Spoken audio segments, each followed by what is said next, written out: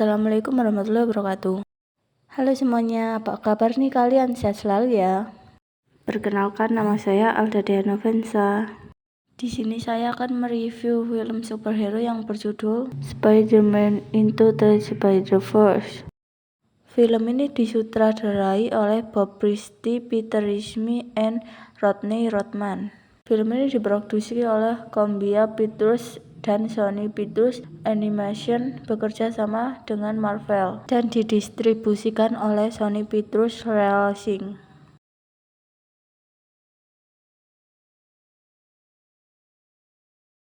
Scene dimulai dengan seorang anak muda yang bernama Miles Morales yang lagi menyendiri di kamar dengan iringan musik favoritnya. Dia bikin graffiti artis sketchbook, lagi asik-asik nyanyi.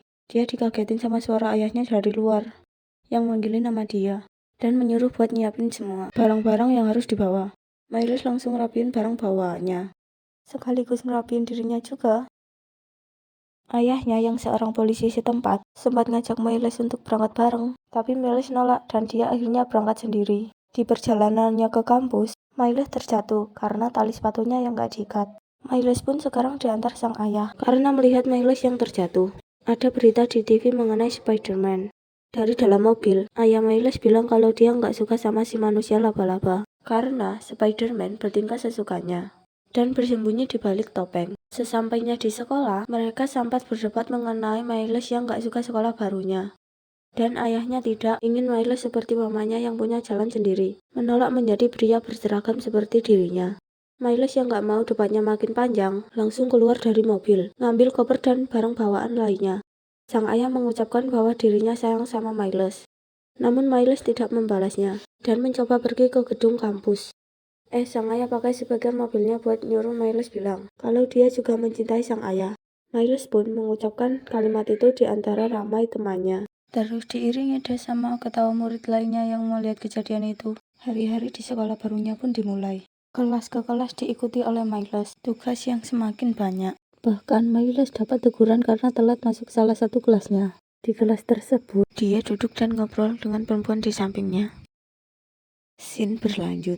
Kali ini Miles dipanggil salah satu gurunya karena dapat nilai 0 dari 100, tapi sang guru memberi nilai 100/100. Dengan syarat Miles diberi tugas tambahan untuk menulis mengenai dirinya dan ingin jadi apa. Dia mendapat ide dari luar, dan kini dia ingin pergi ke tempat pamannya. Sampailah dia di rumah pamannya yang bernama Aaron. Di rumah sang paman, dia lebih bisa mengekspresikan dirinya dan menceritakan kalau dia habis berkenalan dengan perempuan di sekolah itu. Sayangnya, Miles nggak sempat tahu siapa nama perempuan tersebut. Paman Aaron langsung ngasih tahu ke Miles cara ngedeketin perempuan dengan teknik sentuhan bahu. Di situ Paman Aaron melihat grafiti di scrapbook yang dipegang Miles. Kemudian Paman Aaron ngajak Miles ke suatu tempat yang sepi. Paman Aaron ngasih pilok ke Miles dan menyuruh menggambar grafitinya di tembok. Dan jadilah grafiti yang dibuatnya. Sambil mengamati grafiti, Paman Aaron cerita kalau dia dan ayahnya, Miles juga sering ngelakuin hal kayak gini. Sampai akhirnya saudaranya pun memilih untuk menjadi polisi. Paman Aaron mendapat pesan dari HP-nya. Lalu dia pamit dan ingin pergi kerja. Saat Miles mencoba foto hasil karya pakai HP, tiba-tiba ada laba-laba di tangannya dan menggigit dia. Kali ini Miles sudah kembali ke kamarnya dan bareng teman satu kamarnya. Keesokan pagi, Miles pakai celana yang biasa dipakainya. Loh, celananya ngatung dan kekecilan. Miles berpikir kalau dia puber dan bertambah tinggi dalam waktu semalam. Ketika di sekolahnya, dia heran karena suara di isi kepalanya bisa didengar jelas. Dan akhirnya dia nggak sengaja nabrak perempuan yang dia kenal di kelas sebelumnya. Miles memperkenalkan dirinya. Dan perempuan ini bilang kalau namanya adalah Gwanda. Miles juga beraniin diri untuk mencoba sentuhan bahu yang diajarkan sang paman. Pas mau pamit pergi, tangan Miles nyangkut dan gak bisa lepas dari rambut Gwanda. Gwanda pun terpaksa mencukur rambutnya biar bisa ngelepas rambutnya dari tangan Miles. Scene berlanjut. Miles seperti tertekan karena dia merasakan orang di sekitarnya memperhatikannya. Miles dikagetkan penjaga sekolah yang tahu kalau semalam Miles itu kabur dari asrama. Dia pun mencoba lari, tapi karena ada yang aneh pada dirinya, seperti dia bisa nempel di tembok, Dia manfaatin untuk kabur ke kamarnya. Miles sekarang mencoba menghubungi Paman Eren tentang apa yang terjadi. Tapi Paman Eren yang sibuk gak ngangkat telepon dari Miles. Begitu juga ketika Miles menghubungi ayahnya.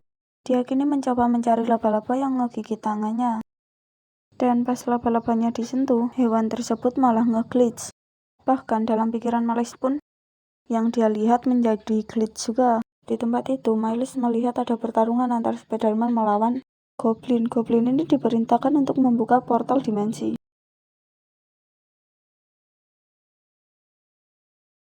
Lagi di tengah pertarungan, Spider-Man ngelihat ada Miles yang terjatuh. Langsung diselamatin deh, duanya ngobrol kan. Insting laba-laba dari keduanya bereaksi.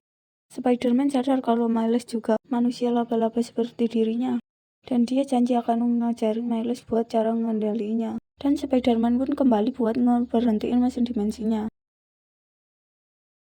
Dari arah samping, Spider-Man dapat serangan kejut dari musuh barunya, si Prowler. Spider-Man pun digengbeng sama Goblin dan Prowler. Dari ruang kontrol, Kingpin mengawasi mesin dimensi dan menyalakannya. Akibat dari mesin ini, daerah di Brooklyn seperti terjadi gempa, dan benda-benda mengalami bleaching. Karena tidak stabil, mesinnya meledak dan membuat radiasi di kota. Miles mencari sang superhero. Dia dititipi sebuah guber untuk menghentikan Collider. Collider ini mesin dimensinya ya. Spider-Man nyuruh Miles ngumpet karena dengar Kingpin dan anak buahnya yang dekat. Spider-Man pun tewas sama Kingpin. Miles yang ngumpet ketahuan lalu dikejar sama Prowler. Beruntung bagi Miles karena dia berhasil kabur dari kejaran Prowler. Dia pulang ke rumahnya lalu meluk sang ayah. Terus izin kalau dia ingin tidur di rumah malam ini. Insting sang ibu yang tahu kalau dia lagi ada masalah langsung nguatin Miles dengan bilang kalau keluarga mereka gak akan kabur dari masalah. Malam itu juga, headline berita mengabarkan kalau Peter Parker, sang Spider-Man telah tewas akibat gempa yang menimpa Brooklyn. Besok paginya, Miles belanja pakaian Spider-Man untuk menghadiri pemakaman sang superhero. Setelah itu, Miles mencoba untuk naik ke gedung buat belajar mengayun dengan jarinya. Dia gagal dan harus jatuh dari gedung. Malam harinya, dia datang ke makam Spider-Man. Dari belakang, dia dideketin seseorang. Karena kaget, Miles gak sengaja ngeluarin setrum yang bikin orang tersebut mental. Ternyata orang tersebut Peter Parker loh. Insting laba-laba Miles juga bereaksi. Orang ini adalah Peter Parker dari dimensi lain. Ini adalah akibat dari gerbang dimensi yang dibuka oleh Kingpin. Peter yang ini kalau di dimensinya, dia bercerai sama MJ. Usahanya juga berantakan. Berantakan banget lah Peter yang ini dimensinya. Dia melihat dirinya yang muda diberitakan meninggal. Dan melihat Mary Jane berduka atas kepergiannya. Di pemakaman, ada polisi mendekat karena melihat aktivitas di makam pahlawan. Terjadilah kejar-kejaran antara polisi dan dua Spider-Man. Ini setelah Peter Parker sadar, dia diikat Miles. Miles heran kan kenapa dia masih hidup, tapi penampilannya sangat berbeda, dari rambut sampai perut. Dengan keahliannya, dia berhasil melepasin ikatan lalu kabur ninggalin Miles. Pas mau ngeluarin jaring, Peter Parker ini nge-glitch. Jatuh kan, dan dia harus balik ke dimensinya. Peter Parker ngambil kubernya dari Miles, lalu benar-benar pergi. Tapi sayang, kubernya rusak. Miles minta Parker untuk ngajarin dia biar jadi Spider-Man. Awalnya ditolak sama Peter, tapi dia kembali dan mau ngajarin Miles. Besoknya mereka pergi ke Alsemak, tempat kuber dibuat. Mereka menyusup melalui ventilasi udara. Peter langsung coba akses komputer. Miles yang gak bisa kontrol kekuatannya nempel di atas dan bikin gaduh, yang bikin profesor sadar kalau ada orang lain. Sekarang Miles nggak kelihatan, karena itu adalah salah satu kemampuan yang dia punya. Profesor yang masuk lihat ada Spider-Man di situ, kaget lalu ngedorong ke kursi. Ternyata profesor ini musuhnya Peter juga. Dia adalah Dr. Octavius, atau dikenal si Octopus. Peter bakal ngelawan Dr. Octavius, sedangkan Miles disuruh lari, bawa CPU lab sang dokter. Di pelariannya, Miles nggak sengaja nabrak orang, dan orang itu adalah Wanda. Mereka berhasil keluar dari Alchemax. Sekarang yang ngejar mereka makin banyak dong. Peter kabur dengan cara gantung dari pohon ke pohon. Sang Miles malah lari karena gak bisa kontrol kemampuannya. Akhirnya Miles bisa ngeluarin jaring dan sedikit mengontrolnya pas dikejar Dr. Octavius. Lagi kabur, Peter nge-glitch yang bikin dia jatuh. CPU-nya juga diambil Dr. Octavius. Sekarang ada Spider-Man lagi, warnanya putih. Boom, dia menghajar Dr. Octavius. Dia juga berhasil merebut CPU-nya lagi. Dibuka topengnya, ternyata itu Gwenda. Gwenda ngaku kalau nama aslinya adalah Gwen. Gwen juga dari dimensi lain. Di dimensinya, Gwen gagal nyelamatin sahabatnya yaitu Peter Parker. Insting laba-laba. Gwen juga dari awal tahu kalau Miles adalah Spider-Man. Sin pindah ke Dr. Octavius. Dia melaporkan ke Kingpin kalau percobaan collidernya berhasil dan sekarang hanya tinggal membunuh para manusia laba-laba. Lalu ketika Spider-Man pergi ke rumah Bibi May, Peter ngejelasin kalau dia adalah Peter dari dimensi lain. Miles nunjukin kuber yang rusak ke Bibi May. Bibi May ngajak semuanya ke tempat rahasia milik Peter Parkernya. Wah, keren banget tempatnya. Banyak kostum Spider-Man juga. Parker melihat foto MJ dan dia merindukannya. Bibi May menjelaskan tentang musuh-musuh Spider-Man, dan dia nunjukin pasukan lainnya. Insting laba-labanya bereaksi lagi di sini. Wow, ada Spider-Man Noir di situ. Ada juga Penny Parker Spider-Man ala anime gitu. Dan terakhir ada Spider-Man babi, alias Peter Parker. Semakin aneh dan banyak aja Spider-Man-nya nih. Semua pindah dimensi karena mesin dimensi yang meledak juga. Dan Miles ingin mengembalikan semuanya ke dimensi masing-masing pakai collider milik Kingpin. Tapi karena Miles belum lancar mengontrol kekuatannya, Gwen dan lainnya meragukan Miles yang gak akan bisa nganterin mereka pulang ke dimensinya. Miles dengan kekuatan tak terlihatnya meninggalkan para laba-laba lainnya dan pergi ke rumah Paman Eren untuk menenangkan diri. Dia menuliskan surat untuk Paman Eren. Tiba-tiba dari arah jendela ada Prowler yang masuk mendekati Miles. Miles bersembunyi dengan kemampuan tak terlihatnya.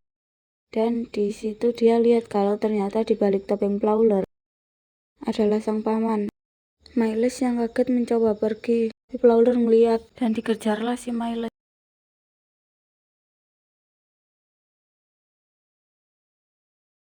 Lagi-lagi Miles berhasil pergi dari kejaran Prowler. Paginya Miles kembali ke rumah Bibi May dan bilang ke semuanya kalau pamannya adalah si Prowler. Tanpa Miles ketahui, dia udah diikutin sama semua anak buahnya Kingpin. Terjadilah pertarungan di situ untuk mengamankan dan merebut Gruber.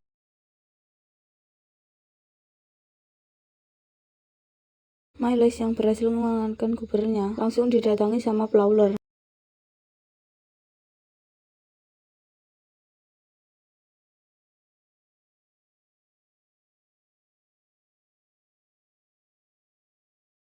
Di atas genteng, Miles yang tertangkap Prowler langsung membuka topengnya. Begitu juga dengan Prowler alias Paman Eren. Karena Prowler yang mundur dan gak jadi mengebunuh Miles, dia ditembak sama Kingpin dari di bawah. Miles membawa pamannya lari jauh dari pertarungan. Ayahnya Miles sempat lihat Spider-Man lewat atap mobilnya. Dia hanya ingin Miles bangga pada dirinya dan menyuruh meneruskan pilihannya. Ayahnya Miles mendekati Spider-Man dan Jeff menangisi Eren, saudara yang meninggal.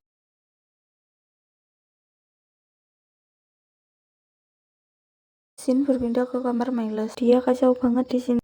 Para Spider-Man lainnya juga datang nguatin si kecil. Semua Spider-Man pernah mengalami itu.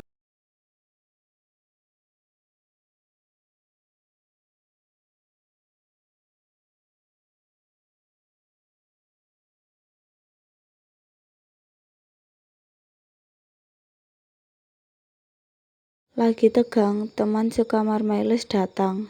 Ya udah, para Spider-Man ngumpet di atas. Lalu teman Miles nggak sengaja lihat semua Spider-Man. Dia malah pingsan. Sekarang semua Spider-Man pergi. Miles ditinggalin dan diikat di kursi ayahnya. Miles datang ke kamar Miles dan dia ngasih tahu kalau Paman Eren meninggal dan mengucapkan sayang tanpa harus dibalas. Dia juga minta maaf ke Miles atas semuanya. Miles sedih kan? Dan dia berhasil melepaskan ikatannya dengan kekuatan listriknya. Dia pergi ke rumah Baby May dan ngambil satu pakaian Spider-Man. Dia merubah warna seragamnya jadi hitam pakai pilok. Baby May juga nggak lupa ngasih alat pelotar jaring ke Miles. Spider-Man yang lagi dipimpin Peter pergi ke gedung Kingpin. Di sana ada acara menghargai Spider-Man yang meninggal. Mereka menyamar jadi pelayan. Peter melihat ada MJ di sana dan mengajak ngobrol. Tuh MJ yang tahu Peter sudah meninggal. Nggak sadar kalau itu juga Peter.